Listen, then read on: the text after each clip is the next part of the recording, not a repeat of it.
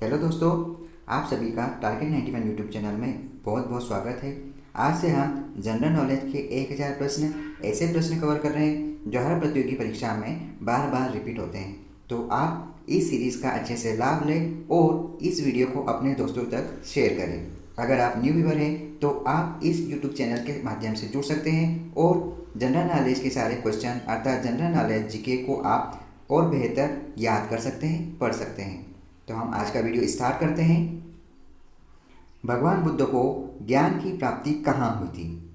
भगवान बुद्ध को ज्ञान की प्राप्ति बोध गया में हुई थी। आर्य समाज की स्थापना किसने की? आर्य समाज की स्थापना स्वामी दयानंद ने की। पंजाबी भाषा की लिपि कौन सी है? पंजाबी भाषा की लिपि गुरुमुखी है। भारत की मुख्य भूमि का दक्षिणतम किनारा कौन सा है? याद रखें, भारत की मुख्य भूमि का दक्षिणतम किनारा कन्याकुमारी है।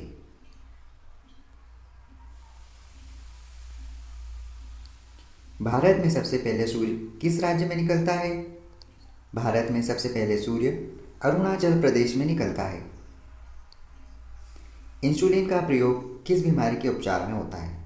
तो याद रखें, इंसुलिन का प्रयोग मधुमेह नामक बीमारी के उपचार में किया जाता है।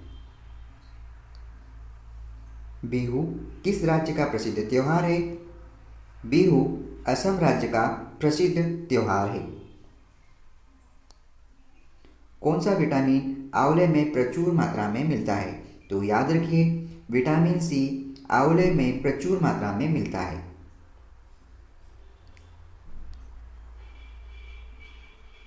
भारत का प्रथम गवर्नर जनरल कौन था? भारत का प्रथम गवर्नर जनरल विलियम बेंटिक था। विलियम बेंटिक भारत का प्रथम गवर्नर जनरल था। कागज का आविष्कार किस देश में हुआ? कागज का आविष्कार चीन में हुआ। चीन में कागज का आविष्कार हुआ। गौतम बुद्ध का बचपन का नाम क्या था? याद रखें, गौतम बुद्ध का बचपन का नाम सिद्धार्थ था। भारत में सशस्त्र बलों का सर्वोच्च सेनापति कौन होता है? तो याद रखिए, भारत में सशस्त्र बलों का सर्वोच्च सेनापति राष्ट्रपति होते हैं। रतौंधी किस बीमारी की कमी से होती है? याद रखना, विटामिन ए की कमी से रतौंधी नामक बीमारी होती है। पोंगल किस राज्य का त्योहार है? पोंगल तमिलनाडु का प्रसिद्ध त्योहार है। पोंगल तमिलनाडु राज्य का प्रसिद्ध त्योहार है। गिद्धा और भांगड़ा किस राज्य के लोक नृत्य हैं? गिद्धा और भांगड़ा पंजाब राज्य के प्रसिद्ध लोक नृत्य है। टेलीविजन का आविष्कार किसने किया? याद रखिए, टेलीविजन का आविष्कार जॉन लोगी बेड नामक वैज्ञानिक के द्वारा किया गया। टेलीविजन का आविष्कार जॉन लोगी बेड नामक वैज्ञानिक के द्वारा किया गया। भारत की पहली महिला शासिका कौन थी? भारत की पहली महिला शासिका रजिया सुल्तान थी। रजिया सुल्तान भारत की पहली महिला शासक थी। मछली किसकी सहायता से सांस लेती है? मछली गलफड़ों की सहायता से सांस लेती है। इनकलाब जिंदाबाद का नारा किसने दिया? याद रखिए, इनकलाब जिंदाबाद का नारा भगत सिंह के द्वारा दिया गया। जलियांवाला बाग हत्याकांड कब और कहाँ हुआ? जलियांवाला बाग हत्याकांड सन 1919 ईस्वी में अमृतसर में हुआ। अमृतसर में सन 1919 ईस्वी में जलियांवाला बाग हत्याकांड हुआ।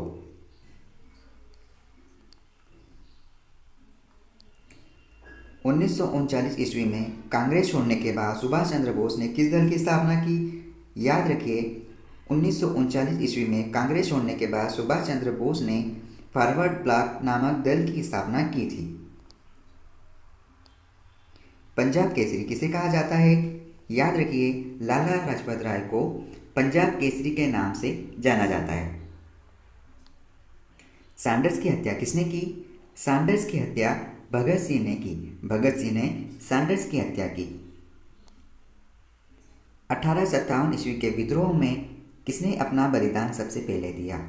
याद रखिए, सन 1857 के विद्रोह में सबसे पहले बलिदान देने वाले महापुरुष मंगल पांडे थे। भारत की पहली महिला राज्यपाल कौन थी? भारत की पहली महिला राज्यपाल सरोजिनी नायडू थी। माउंट एवरेस्ट पर 2 बार चढ़ने वाली पहली महिला कौन थी? माउंट एवरेस्ट पर 2 बार चढ़ने वाली पहली महिला संतोष यादव थी। संतोष यादव माउंट एवरेस्ट पर 2 बार चढ़ने वाली पहली महिला रही है। ब्रह्म समाज की स्थापना किसने की? ब्रह्म समाज की स्थापना राजा राम मोहन राय के द्वारा की गई। स्वामी विवेकानंद, फिर से देखें, स्वामी दयानंद सरस्वती का मूल नाम क्या था? स्वामी दयानंद सरस्वती का मूल नाम मूलशंकर था। मूलशंकर स्वामी दयानंद सरस्वती का मूल नाम था। वेदों की ओर लौटो का नारा किसने दिया? वेदों की ओर लौटो, इस प्रकार का जो नारा दिया गया वह दयानंद सरस्वती के द्वारा दिया गया। रामकृष्ण मिशन की स्थापना किसके द्वारा की गई? रामकृष्ण मिशन की स्थापना स्वामी विवेकानंद के द्वारा की गई। रामकृष्ण मिशन की स्थापना स्वामी विवेकानंद के द्वारा की गई। वास्को डी गामा भारत कब आया? याद रखिए, वास्को डी गामा भारत 1498 ईस्वी में आया। वास्को डी गामा भारत 1498 ईस्वी में आया। वास्को डी गामा कहाँ का रहने वाला था? वास्को डी गामा पुर्तगाल का रहने वाला था। याद रखिए, वास्को डी गामा पुर्तगाल का रहने वाला था। हवा महल कहाँ स्थित है? जयपुर में हवा महल स्थित है।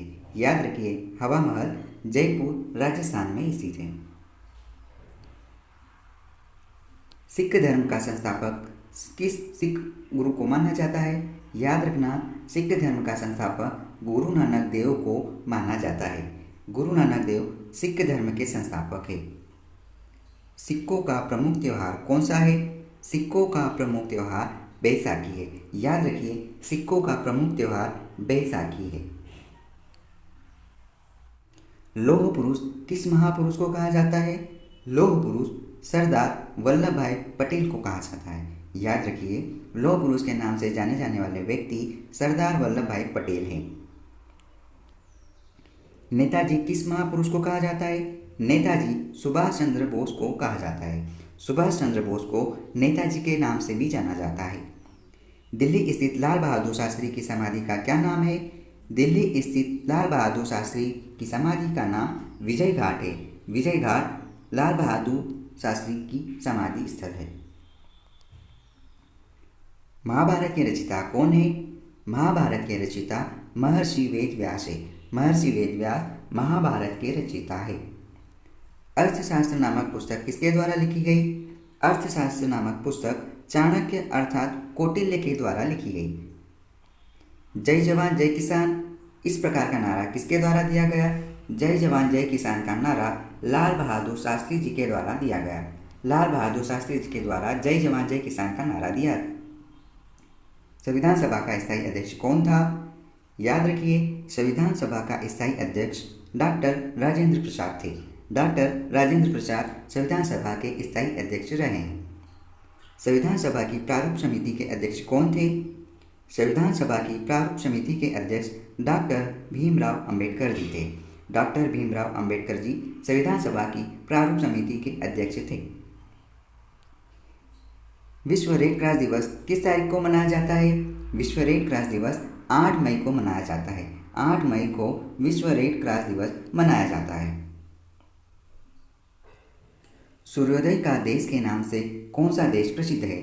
सूर्योदय का देश के नाम से जापान देश प्रसिद्ध है। जापान देश को सूर्योदय का देश कहा जाता है।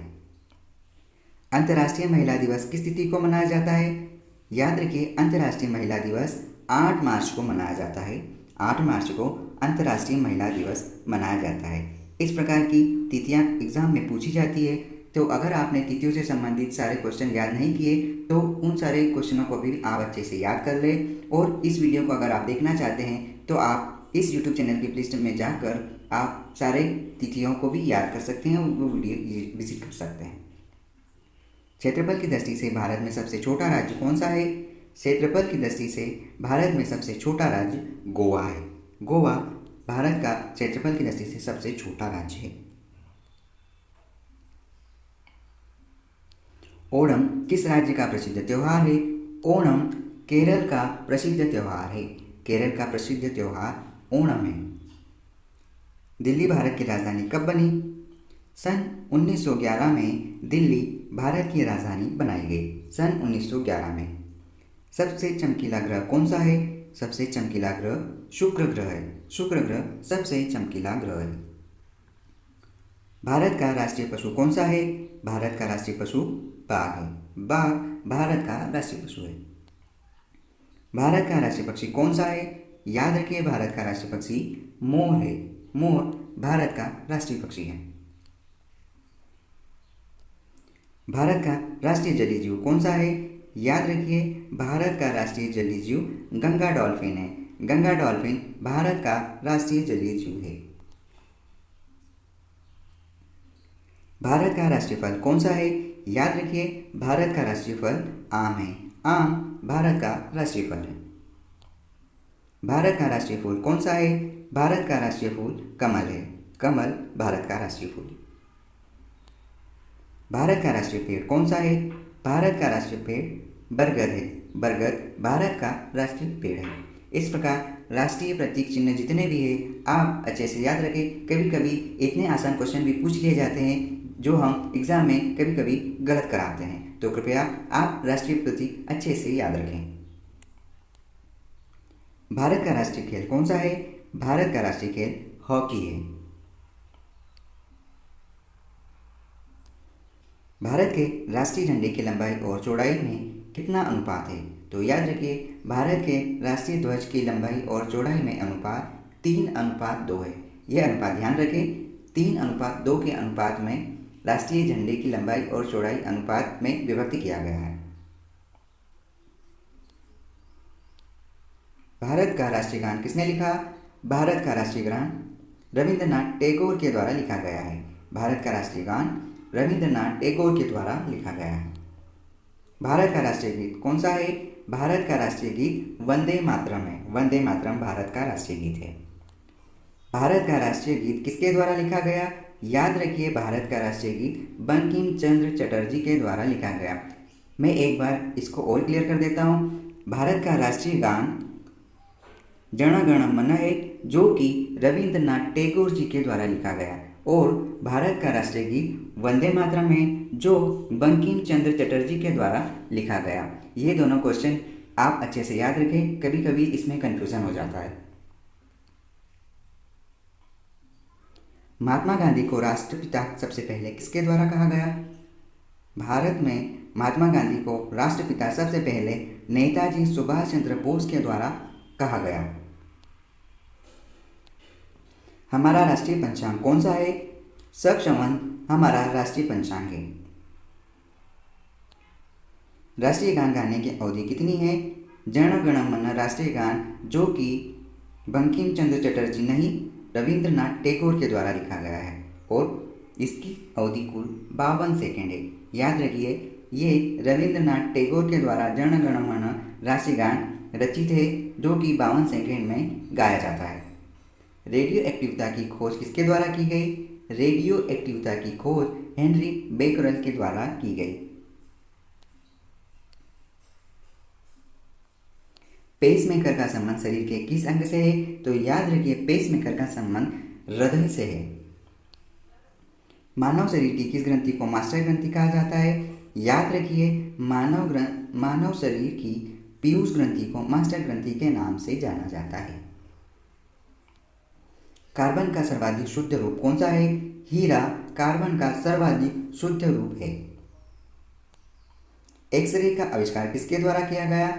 याद रखिए, एक्सरे का आविष्कार रॉन्टजन के द्वारा किया गया।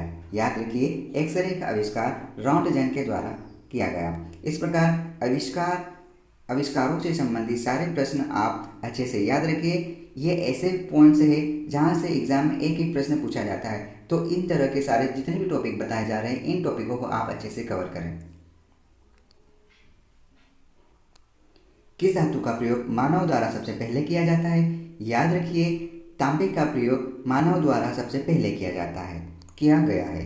तांबे धातु का प्रयोग मानव द्वारा सबसे पहले किया गया है। अंतरिक्ष यात्री को बाह्य आकाश कैसे दिखाई देता है? अंतरिक्ष यात्री को बाह्य आकाश काले रंग का दिखाई देता है। काले रंग का अंतरिक्ष यात्री को बाह्य आकाश दिखाई देता है। इस प्रकार आज हमने जितने भी महत्वपूर्ण क्वेश्चन देखे वो एग्जाम के दृष्टिकोण से बहुत ही ज़्यादा महत्वपूर्ण है, तो कृपया आप इसे अच्छे से पढ़ें और याद रखने की कोशिश करें। और साथ ही साथ अगर आप न्यू व्यूअर हैं तो आप इस चैनल के साथ जुड़ जाइए, जहां पर आप जनरल नॉलेज के इंपॉर्टेंट क्वेश्चन को अच्छे से कवर कर सकते हैं। तो आज के लिए इतना ही। Thank you so much. Keep learning and keep reading. All the best. आप होंगे कामयाब।